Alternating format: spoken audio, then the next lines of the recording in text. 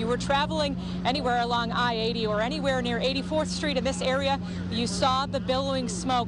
Up here, you'll see the top stories. That's what Facebook thinks you'll like to see, but it was all captured on a cell phone video camera. In fact, this is the 5th accident we've had here in the Heartland today alone. This window was smashed out. His console was open. He had nothing valuable inside. This is actually less powerful than the one the student had. Well, John and Mallory, I can tell you that this is now an active homicide investigation. And that's where the 3- and 5-year-olds spent the night for at least a month. I'm standing by a grill. It smells delicious.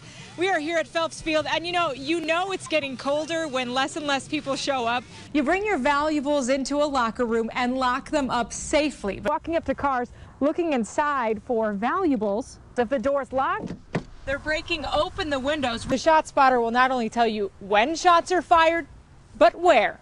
Half of the guys on the team have never played organized football. There you go. All right, so that's just a preview of what you're going to see tonight at 10. I remember quite a bit.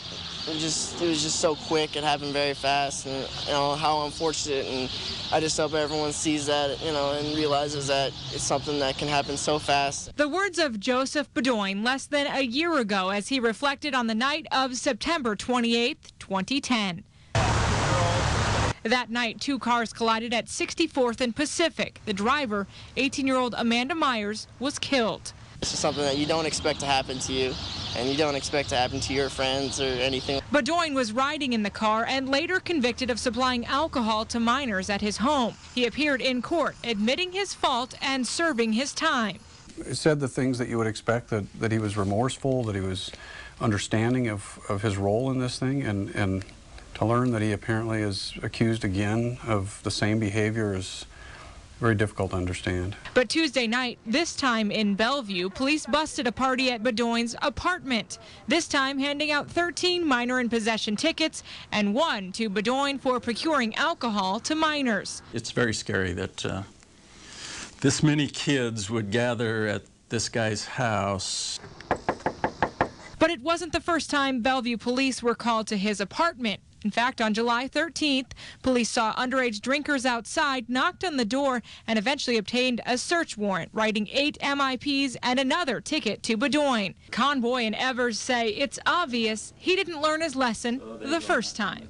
We're hoping that on this issue, this last night's issue, when it gets to court, that the courts slap him hard. Apparently that's the only way he's going to get the message. It's a rare thing that somebody would not only repeat an offense when they've been seriously sentenced, but when they supposedly recognize that they're responsible for someone's death, that they'd repeat that conduct is just hard for me to even imagine. Now, as you saw in that story, we did try to contact Bedoin. He was not home at the time. Now, his case in Douglas County is closed, and he's since moved to Sarpy County. Police in Bellevue say this is the first time they've ever dealt with a case, multiple cases in this same crime committed. He says they're not sure how this will be handled in the court. Mallory? Well, Lauren, is there any point when the charges could become more than just a misdemeanor? Well, actually, on January 1st, 2012 of next year, a new law will take effect saying anyone who supplies alcohol to a minor that ends in a fatal crash, well, that will be considered a felony. Thanks. Fans are sounding off about the new Facebook. Just about everywhere you go. I have 200 friends on Facebook, so why would I start over? Wednesday night, we found Wendy Holtman at the Creighton soccer game. I do notice that there's a lot more things popping up that I don't want to see, and I have to make decisions about who sees what, and I haven't had time to mess with it. She says she's heard a lot about the new changes. Wednesday at midnight, a new layout for the page left fans confused. So it's not that different offhand, but here's what's really changed. Look to your right, and you'll see a live feed update of every single one of your friends, what they're saying, liking, posting, and sharing with others. Up here, you'll see the top stories. That's what Facebook thinks you'll like to see. And over to your left, you're going to see what you used to see, except this time you can add friends to categories like family, friends, and different schools you went to. Click on them, and you'll get a feed update of what they're saying. But some fans understand why it keeps happening. I think of Facebook as pretty intuitive and easy to use, but if other like systems are changing, then they probably need to change with them. So. And while some fans are sounding off about the new look, Van Bloom has no doubt people will change their minds. Every time Facebook kind of has like a new refresh or a new thing that everybody freaks out, and then in a few weeks or so it's back to normal. They're just trying to keep up with all the trends of the other social media things. And speaking of trends of other social media outlets, the people are speculating that the new layout comes in response to the new launch of Google+, a social media site now open to everyone. You just take a look at them side by side. It's hard to tell the difference. The similarities sort of beg the question whether or not people will stay with Facebook or migrate to Google+. John and Mallory. Come on, defense! Sometimes football Go, Reef!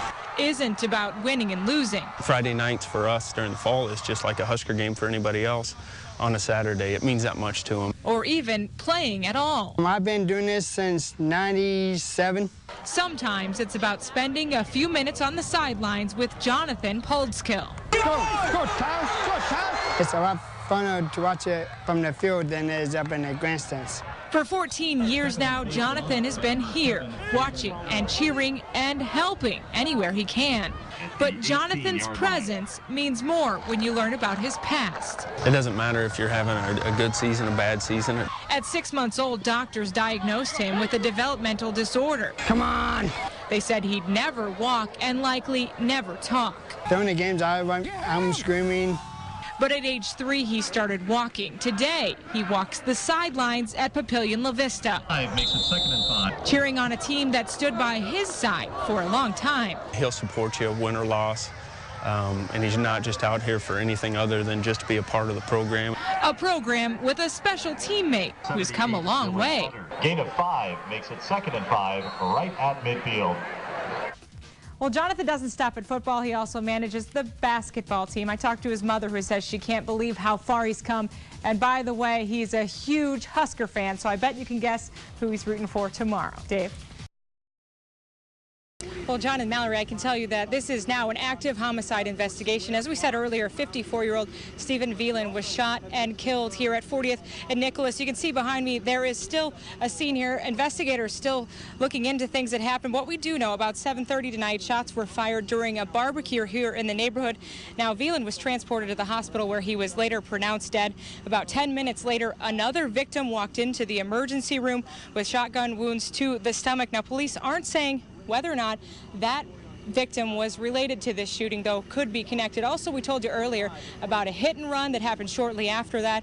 All of this causing a manhunt here in Midtown, where police looking for suspects. Of course, they haven't arrested anyone. They have no suspects in custody, but we'll be out here tonight. We'll bring you the latest on air and online. For now, live at 40th and Izzard, Lauren Squires, Channel 6 News.